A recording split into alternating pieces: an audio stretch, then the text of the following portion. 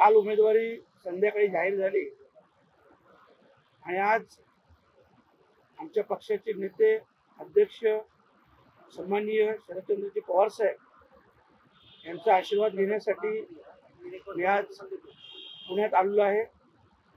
आदरणीय शरदचंद्र पवार साहेबांची भेट झाली, त्यांचे आशीर्वाद घेतले आणि यापुढची जी काही रणनीती असेल ती येत्या 2 ते 3 दिवसात सर्वपक्षीय बैठक घेऊन रणनीती ठरवली जाईल, अशा प्रकारची चर्चा झाली।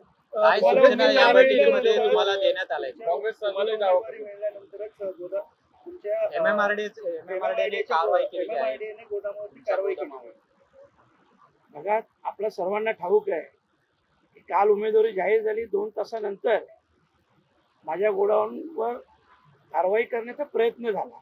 MMRDचे अधिकारी आले, पोलीस फौजफाटा घेऊन आले, परंतु खरं म्हटलं तर या सर्वांची रेग्युलाइजची प्रोसेस चालू आहे आणि प्रोसेस चालू असताना हायकोर्टातून स्टे देखील आम्ही घेतलेला आहे। कारण याची कल्पना मला देखील होती की ज्यावेळेस माझी उमेदवारी जाहीर होईल त्यावेळेस कपिल पाटील यांच्याकडून अशी कुठली तरी कारवाई केली जाईल, अशा प्रकारची कल्पना असल्यामुळे मी अगोदरच अशा प्रकारची तयारी करतो।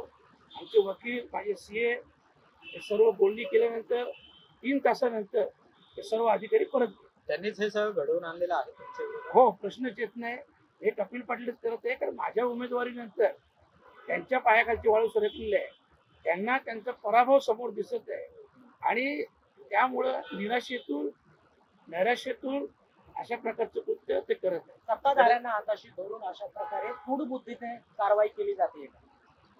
सत्ताधाऱ्यांना हाताशी धरून बोलण्यापेक्षा कपिल पाटील हे स्वतः सत्ताधारी आहे, ते केंद्रीय मंत्री आहेत, त्याच्यामुळं आणि हे आजचं नाही विषय, भिवंडीत अशा तुम्हाला अनेक पोलीस केसेस दाखवेन की ज्या बोगस दाखल केलेल्या आहेत, खोट्या दाखल केलेल्या आहेत।